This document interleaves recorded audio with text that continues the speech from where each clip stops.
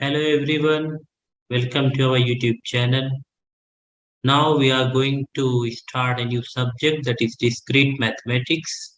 And in this subject, we are going to study set theory.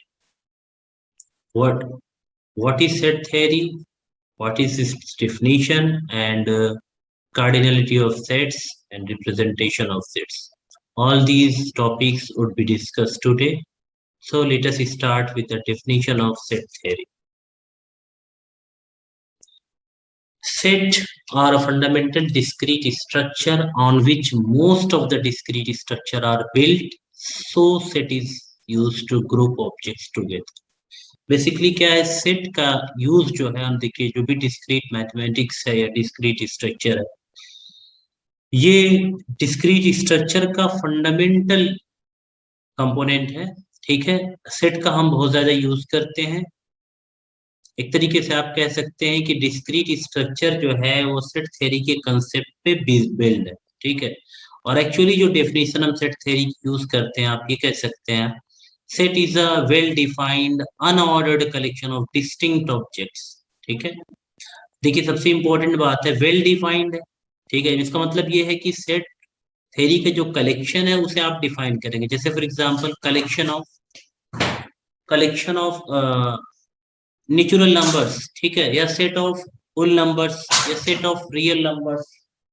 ठीक, तो ये जो आपका कलेक्शन है इसे हम क्या बोलते हैं, सेट कहते हैं। ठीक, अब सेट में देखिए एक इंपॉर्टेंट चीज ये भी है कि आप मेंशन करते हो, आप डिफाइन करते हो कि आप किसका कलेक्शन आप यूज कर रहे हो। जैसे फॉर एग्जांपल आपने कहा सेट ऑफ नेचुरल नंबर, इसका ये मतलब हुआ कि आपके सेट में जो एलिमेंट्स होंगे वो क्या होंगे, 1 2 3 4 5 अप टू इंफिनिटी। अगर आपने कहा कि सेट ऑफ होल नंबर्स, इसका मतलब ये हुआ कि आपके सेट में जो नंबर्स होंगे वो क्या हो जाएंगे, वो आपके नंबर्स होंगे जीरो से स्टार्ट होंगे, 0 1 2 अप टू इंफिनिटी। तो ये देखिए बेसिकली क्या है कि जो सेट ऑफ नेचुरल नंबर्स हैं वो आपका क्या हो जाएगा, कैपिटल एन में क्या है, 1 से आपका स्टार्ट होगा, 1 2 3 अप टू इंफिनिटी। ठीक है, तो ये सेट ऑफ नेचुरल नंबर्स हो गया।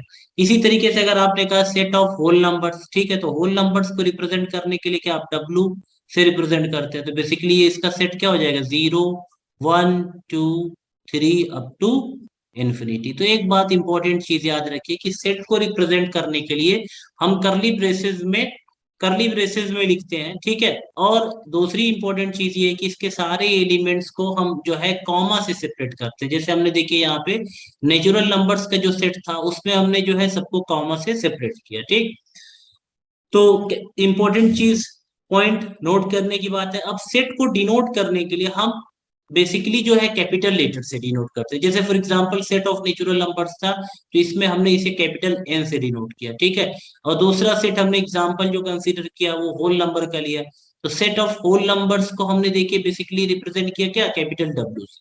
ठीक, दूसरी इंपॉर्टेंट बात यह है कि इनके एलिमेंट्स को हम जो है कॉमा से सेपरेट करते हैं। जो सेट के डिफरेंट एलिमेंट्स होते हैं उनको कॉमा से सेपरेट करते हैं। तीसरी बात यह है कि देखिए एक सिंबल आप यूज करते हैं बेसिकली यहाँ पे, ये सिंबल यूज करते हैं बेसिकली मेंबर ऑफ। ठीक है, तो अगर जैसे फॉर एग्जांपल आपने लिखा x is a member of, ठीक है, इसका मतलब ये हुआ कि x is the member of A, set ए, या आप कह सकते हैं x is element of set ए। ठीक है, अगर यही चीज देखिए, अगर आपका मान लीजिए कोई x जो है वो एलिमेंट नहीं है ए का, तो आप उसे इस तरीके से भी लिख सकते हैं कि x is not an element. तो इस चीज को एलिमेंट बना के इसे काट कर दिया, तो x is not an element of set. ठीक है, तो ये हमारा जो है कुछ इंपॉर्टेंट पॉइंट्स थे सेट थ्योरी में, हमने वो चीज देखी। ठीक है, डेफिनेशन के रिस्पेक्ट में। उसके बाद देखिए नेक्स्ट, कार्डिनलिटी ऑफ सेट्स क्या होता है। बेसिकली कार्डिनलिटी ऑफ सेट्स को अगर आप डिफाइन करें तो it is the total number of elements in a set. किसी भी सेट में जो टोटल नंबर ऑफ एलिमेंट्स होते हैं वो आपकी कार्डिनलिटी ऑफ सेट होती है। ठीक है, और इस चीज को हम डिनोट करते हैं मॉड साइन से। फॉर एग्जांपल अगर आपका ए जो है, ठीक है, देखिए अगर ए क्या है, ए इज द सेट, मान लीजिए ए कोई सेट है। ठीक है, तो मॉड ऑफ ए क्या होगा, ये देखिए मॉड ऑफ ए क्या होगा, कार्डिनलिटी ऑफ सेट हो जाएगा। ठीक है, तो ये हम जो है कार्डिनलिटी ऑफ सेट को देखिए, यहाँ पे हमने डिनोटेड बाई इस चीज से आपका डिनोट किया जाता है, ठीक है। अब एग्जांपल के तौर पे देखिए, जैसे फॉर एग्जांपल ए एक सेट है, ठीक है। इसके एलिमेंट्स क्या है, ए बी 1, 2। यहाँ पे देखिए cardinality denoted by mod of a क्या हो जाएगा, यहाँ पे नंबर ऑफ एलिमेंट्स क्या है, 4 है, तो 4 हो जाएगा। अब देखिए दूसरा एग्जांपल, एक सेट बी है, ठीक है। उसके जो मेंबर्स है वो क्या है, 1, 2, 3, 4 है। तो इसकी कार्डिनलिटी बी की क्या हो जाएगी, मॉड ऑफ बी आपका क्या हो जाएगा, 4 हो जाएगा, क्योंकि यहाँ भी 4 मेंबर्स है। अब देखिए नेक्स्ट आपका सेट सी है, एक सेट है जिसके मेंबर्स है क्या, 2 है, 1, 4, 3, ठीक है। इसकी कार्डिनलिटी भी क्या हो जाएगी, 4 हो जाएगी, ठीक। तो अब देखिए नेक्स्ट जो है क्वेश्चन क्या है कि हमें ये फाइंड आउट करना है कि कौन सा सेट वैलिड है और कौन सा सेट वैलिड नहीं है, ठीक है। तो अब वैलिड और इनवैलिड सेट फाइंड आउट करना है, ठीक। तब कैसे हम देखेंगे, देखिए पहला क्वेश्चन इस रेस्पेक्ट में देखें आप, तो एक सेट ए है, ठीक। अब देखिए सेट ए में जो एलिमेंट्स हैं, ठीक है, वो आपके क्या है कि 1, 2, 3। फिर उसके बाद देखिए आपके एलिमेंट्स क्या है, जैसे 1 है, ठीक है, पहला एलिमेंट, फिर 2, 3, फिर देखिए आपका फिर 3 है, फिर 4 है और 4 है। देखिए यहाँ पे दो इंपॉर्टेंट बात ये कि 3 क्या है, 3 भी रिपीट हो रहा है यहाँ पे, ठीक है, और 4 भी रिपीट हो रहा है। तो देखिए किसी भी सेट, मैंने सेट की डेफिनेशन में पढ़ा था कि set is a well defined collection of unique objects, ठीक है। तो ये यूनिक ऑब्जेक्ट्स का कलेक्शन है। तो यहाँ पे एलिमेंट्स रिपीट नहीं होते, एक एलिमेंट बार बार रिपीट नहीं हो सकता है सेट में। तो ये एक वैलिड सेट नहीं होगा। तो ए क्या है, a is not a valid set. ये क्या आपका नॉट अ वैलिड सेट, ये इंपॉर्टेंट बात ये है, ये कभी वैलिड सेट नहीं होगा, ठीक है। अब देखिए बी है आपका, बी जो है आपका, बी में क्या है, इसके एलिमेंट्स क्या है, A B 1 2। अब यहाँ पे देखिए कार्डिनलिटी ऑफ बी अगर आप देखें तो ये आपकी 4 हो जाएगी, और ये एक वैलिड सेट है। क्यों, क्योंकि देखिए यहाँ पे आपने ये मेंशन नहीं किया है कि बी जो है वो किसका किसका कलेक्शन है, आपने डिफाइन नहीं किया, ठीक है। तो यहाँ पे जो भी कोई भी एलिमेंट आपके हो जाएंगे, लेकिन अगर वो यूनिक है तो वो आपका सेट होगा। जैसे देखिए यहाँ पे दो अल्फाबेट्स होंगे, एक A B है और दूसरा 1 और 2 है। तो चूंकि आपने कोई पर्टिकुलरली डिफाइन नहीं किया, अगर आप ये बात यहाँ पे डिफाइन करते तब ये चीज नहीं होती, ठीक है।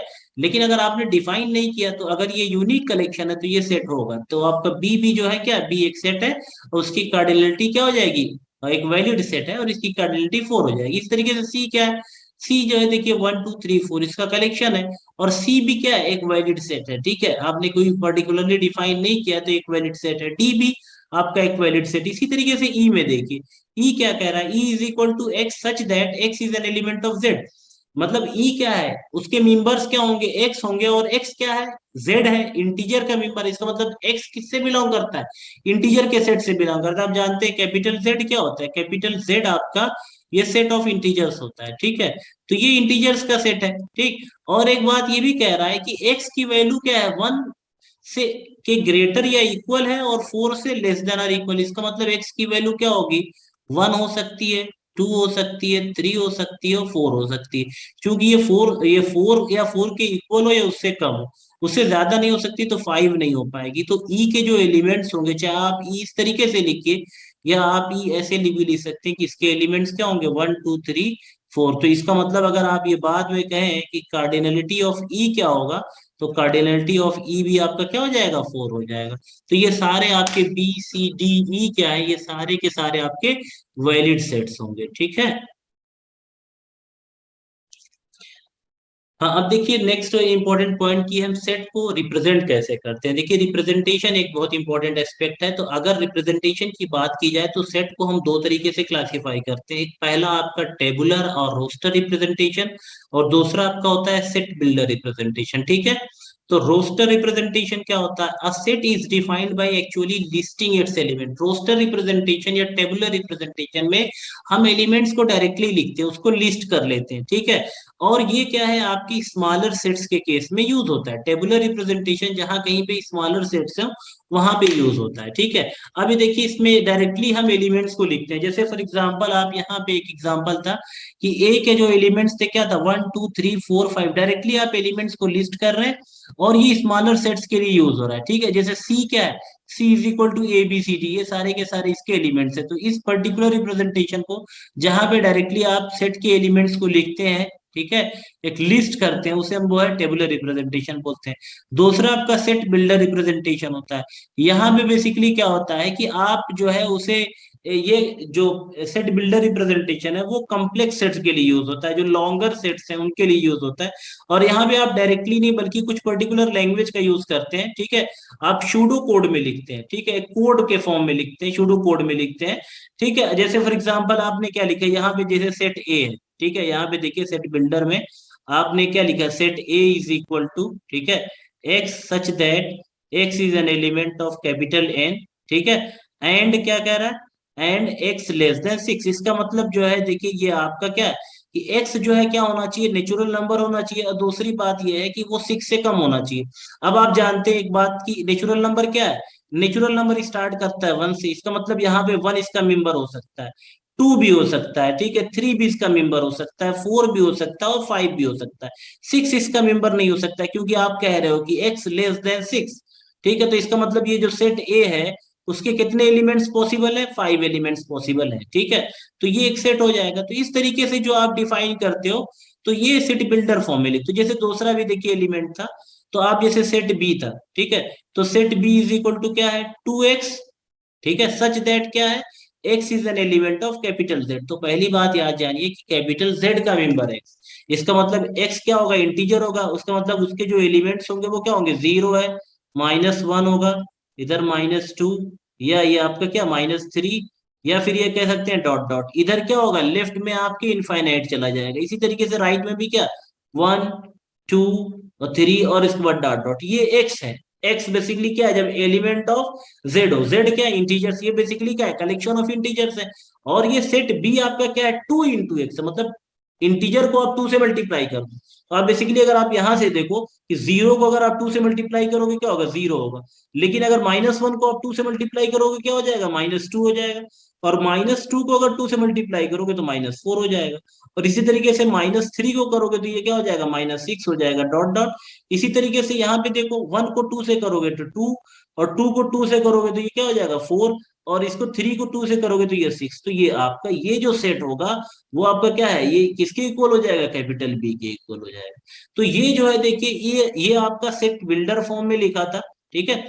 और इस चीज को हमने क्या है, इसे हमने कन्वर्ट किया किस नोटेशन में, हमने लिस्टिंग किया है, मतलब टेबुलर नोटेशन में कन्वर्ट किया है। तो सेट बिल्डर नोटेशन में बस बेसिकली क्या, हम स्यूडो कोड्स में कुछ चीजें लिखी रहती हैं और वहां पे कुछ कंडीशंस दी रहती हैं, ठीक है।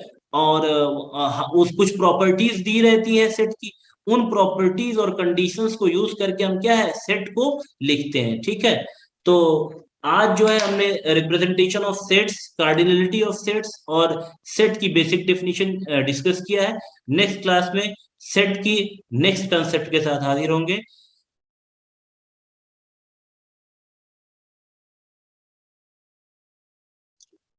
Thanks for watching. Please like, share and subscribe our channel.